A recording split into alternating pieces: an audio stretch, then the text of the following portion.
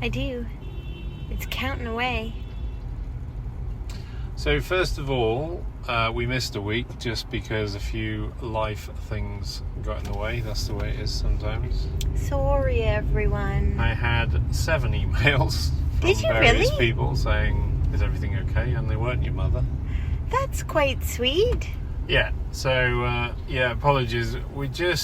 Sometimes there's a lot going on, and also, anybody listened to the last one, I was less than enthusiastic because I was a bit done by the time we recorded it. So we thought we'd pick a much better moment, like a traffic jam, to record this one.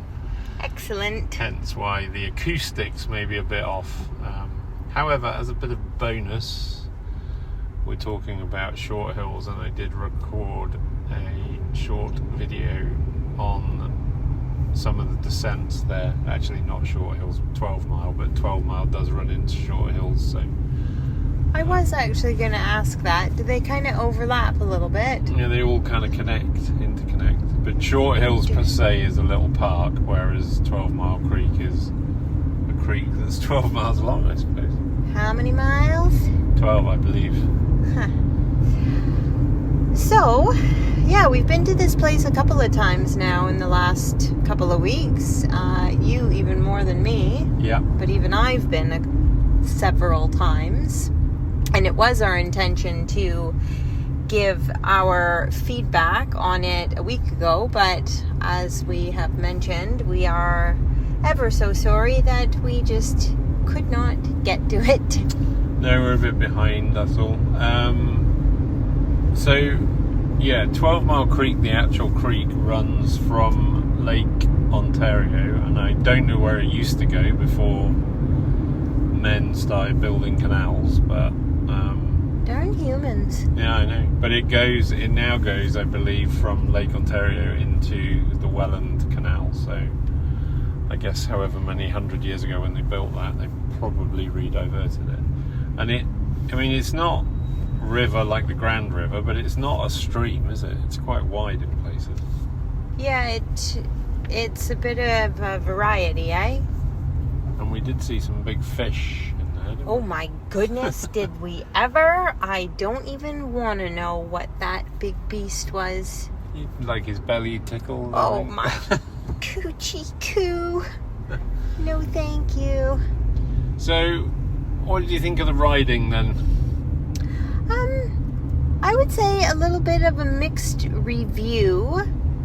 However, I think each time I've visited more and more, I've liked it more and more. Yeah. But, I've had a varied experience in there. Some bits I'm like, woo, this is fun and awesome and totally up my alley, with, width of trail, mixed woodland, little whoop-de-woos, few, long downs,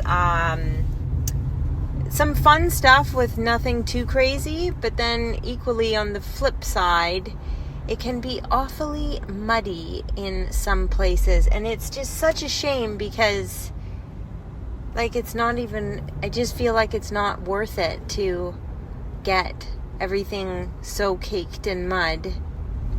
I just wish that we could avoid those sections somehow. Yeah, yeah. Because it's not like they're fun to ride through or interesting bits.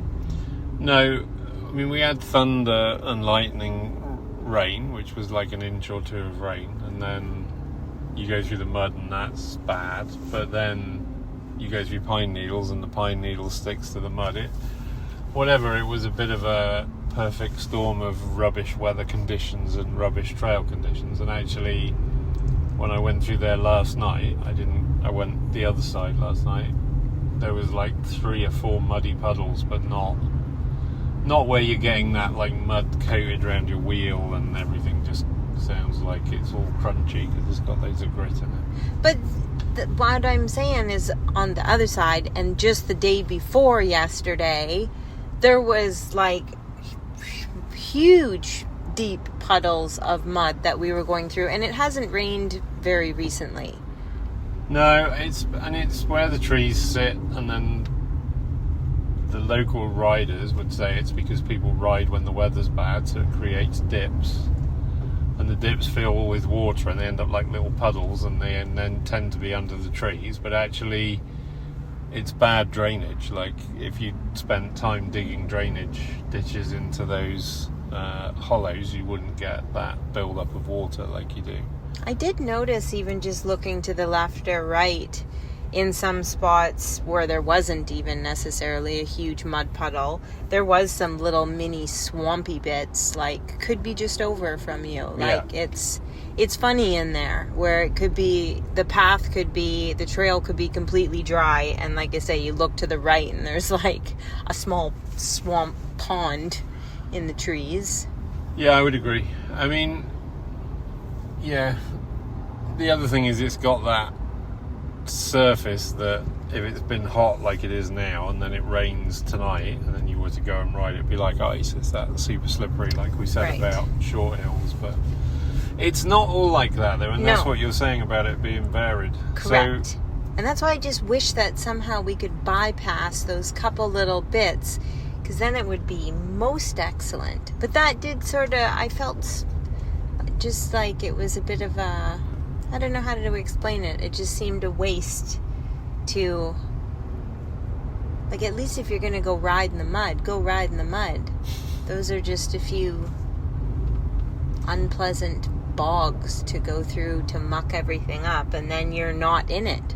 Yeah, that's bizarre. I mean, you do feel like, you know, you could, if it was a 10 or 20 mile ride and you did that at the start, by the time you got back, your bike would be more or less clean. It's the fact that coming back to the car park 5 minutes before you get back to the car, you go through those swamps, and then the drive home then air dries the mud onto your bike, which is quite annoying. So enough of our whinging about the few puddles for so we parked off of Decew Road, I believe that's how you pronounce it, which is the car park before the bridge over 12 Mile. So if you're coming from Decew Falls, which is currently, looks like there's loads of building work or restoration going on, the car park is on your left before you cross 12 Mile. And if you're coming from somewhere else like Niagara or St Catharines or whatever, then you'll come up to 12 Mile, go over the road bridge, and then turn right into the car park. That's where we started. And the first riding was from the car park just straight into the woods and then around one of the reservoirs, and then you kind of drop, you're on the Bruce Trail basically, you drop down into the woods, and that descent, I would say, is probably one of the best in the area. It's long enough, like you'll descend, as soon as you come off the reservoir you descend, and then there's a break, and then you descend again, and that's the bit you enjoyed, which was the rooty kind of rocky stuff, I think. That was a fun down for sure. And if you're not, you know, not into downhill or not 100% confident, it's not terrible, is it? No. So there's that, and then that drops you right down into short hills, and then you're on a trail, I can't remember the name of it, something Berry Trail, and then you end up on Black Walnut, and then we've been on there before, and you're just within the short hills, and then you kind of make your way on a loop back to the car park. We did a bit of bushwhacking the first time, but the second time just followed the Black Walnut to the road, turned left, and then rode back up the road, which was perfectly pleasant, and hopped the fence to come back round the reservoir back to where the car was. We did find a few mushrooms on that little bushwhacking adventure, though. You did. Yeah, that's true. I think they were some kind of funnel cap, though. They were... Also, the bugs were horrible, and it was raining, and it was not, so... That was a proper bushwhack, too. It was. Didn't linger, but it turns out that trail's no longer in commission. It sure didn't seem like it. I think someone's bought some land, so... But if you are planning a longer day, then you could do what we did, and then rather than kind of getting onto the Short Hills Trail and heading back on the loop, you can just carry on up 12 Mile for I think about 5 or 6 miles, and then you can cross the river and then come back down the other side. When you come back down the other side, you kind of end up into Brock University, where there's also a couple of cool downhills which we messed about on. Yeah, we went up and down a few times, eh? Yeah, we did, and then that's when we rolled into the kind of wet, swampy stuff. But the trails on the other side of 12 Mile, which are the ones that were super muddy, on a dry day, though, I think are really cool and interesting. They're a real mix, aren't they? Quite a variety in there, for sure. Like a bit of pine, there's a bit of wood, there's pine, there's deciduous, and then there's like rock to roll over, then there's like rock trails with bits of wood, and then there's meadows. So. It really is. And then also too, you're alongside is it Moody Lake? Yeah. For a little bit as well. You get some little views, and so yeah, you kind of get everything. And every time I've been in there, without fail, I have seen a deer somewhere. Oh yes, we had stopped for a moment, and one poked out and had a little look-see, and then another minute later, a second one poked out. Yeah. his buddy. So I think we've probably covered maybe 35% of the 12-mile trails in total. So we're going to spend a bit more time exploring that. But yeah, as I said, Decew Falls, down from there, get into the car park, turn left. And you had some success with edibles, which was a bit different to the normal. We weren't just mushrooms, were we? You've had some cool finds. Yes. Well, we are in the month of June now, and I think everything's a little bit ahead because it's been a little roasty toasty.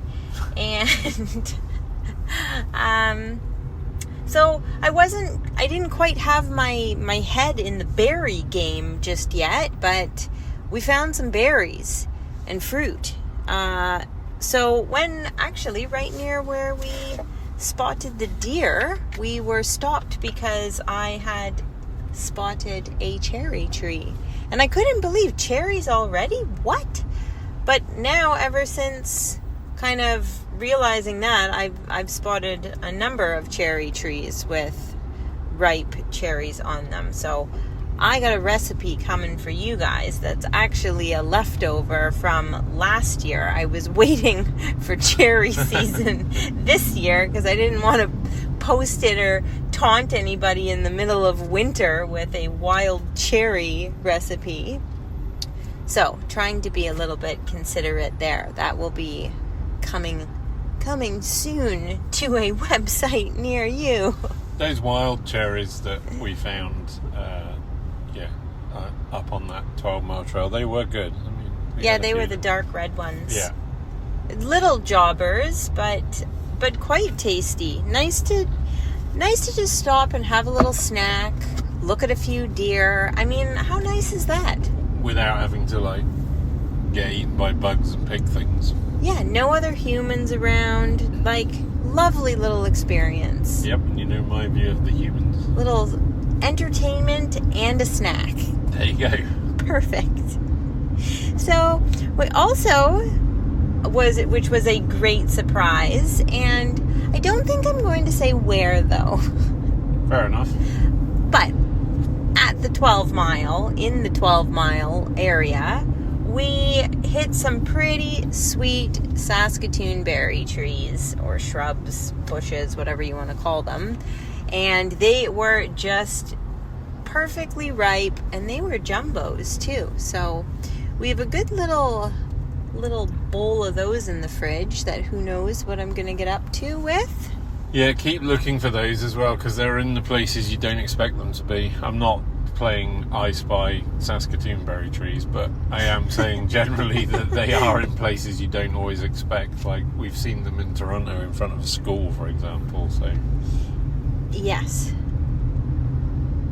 So, what else can I tell you that we found? Oh, I wanted to talk about a mushroom that I'm not sure if we've talked about before, because we've collected it in the past, but not so much anymore. But that is all to say, I did spot some while on our adventures, and I thought I would share a few things about it. So I'm speaking about the crown-tipped coral fungus. So it's pretty cool in that it really does look like coral from under the sea, but it is mushroom. So the key factor on this one is that coral fungus or crown-tipped coral fungus always grows from wood, usually a dead or decaying log, hardwood, because it does have a look-alike, which I think we have talked about, are the Ramarias. And the difference is that Ramaria grows from the ground. So that is the kind of key difference there. Is the ones we've found before then, have they been this one or have they been the Ramaria? Both. Right. I just remember when we were in the Sioux doing that whole review, we spoke about the Ramaria. Right. And Ramaria, I believe, comes in a variety of colors, whereas the crown-tipped coral fungus will always be white. Right. It can be like an off shade of white. Like as it ages, it can look a bit like dingy or rusty. Bit yellowy. But yeah, I guess sort of yellowy, but it should be white. And if you look closely at the branches that grow up, they actually have like a crown-shaped tip. Oh, cool. Yeah. So they can grow in pretty good-sized clusters. So, if you do find some, you should find a good little hunk of it. They're not like little singles, which, some can be tedious. What's the cleanup like? Well, I'm going to get to that. Okay. Just one other thing to say in comparison to Ramaria, though, is that the clusters of the coral fungus should be a bit looser and a bit more delicate, whereas the Ramaria is, again, the one that grows from the ground, would be a lot sort of more dense or tightly packed together. And as Jamie was just asking about the cleanup, well, this is precisely why we usually will take a pass on actually harvesting and taking some home with us. I mean, that is to say, if I found a cluster that was like super clean and I had, the right bag to carry in, that it wasn't going to roll around with other things and get dirt all over. So we don't, it's been a while since we've taken some home, due to that fact exactly, that the cleaning can be a bit tedious. There's a lot of nooks and crannies for dirt to get lodged in.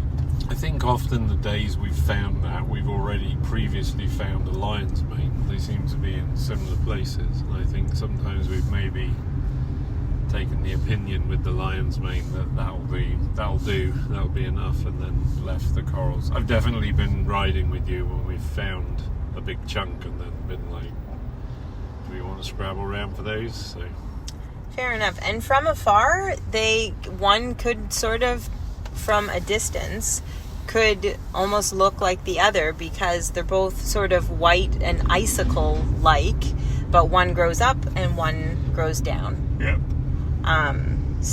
Because I think in the past I've made that mistake also, from a distance, gotten very excited to find out that it was coral and not lion's mane, which would be our preferred edible.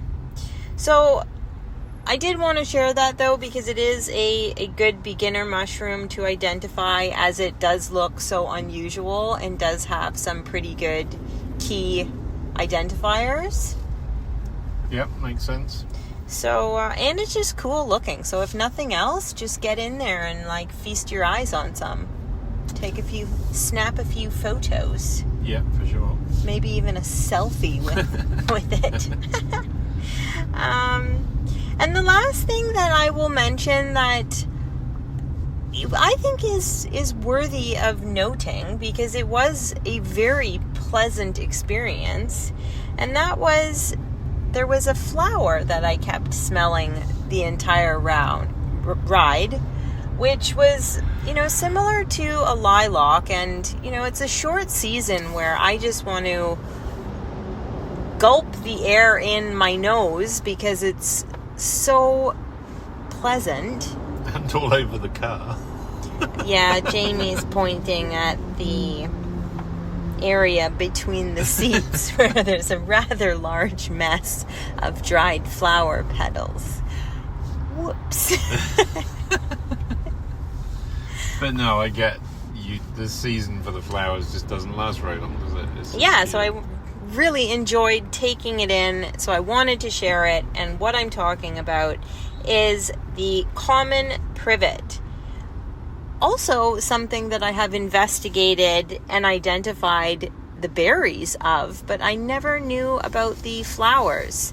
The berries, just to mention, are like small, glossy black berries, which are poisonous to humans, but the birds love them. But this is an invasive shrub, and the flowers smell divine. But don't put them in your car near the air vent and leave them for several days. Also a hot tip I will share. Yeah, we have our own pot puree. Pot puree. Or whatever you call Potpourri. it. There you go, that one. Potpourri. Pot puree. I like that.